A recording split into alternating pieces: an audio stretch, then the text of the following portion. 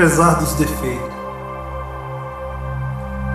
Zé, ao mergulhar em seu interior, se deparará com uma multidão de defeitos.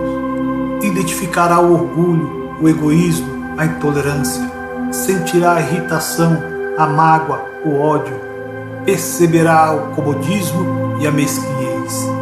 Ao se ver no poço de vícios, você logo se indagará: como posso ajudar o próximo se carrega em meu coração tantas imperfeições?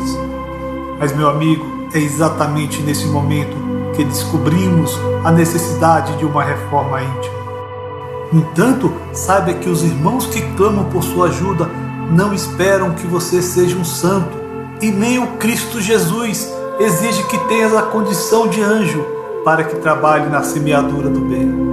Por isso, apesar de teus defeitos, meu amigo Zé, ajude e sirva sempre, mesmo sabendo que não és um sol de virtudes, mas podereis ser um candeeiro de boa vontade, que ao iluminar os caminhos de seus irmãos, produzirá alívio e esperança em uma árdua e dura jornada de provações.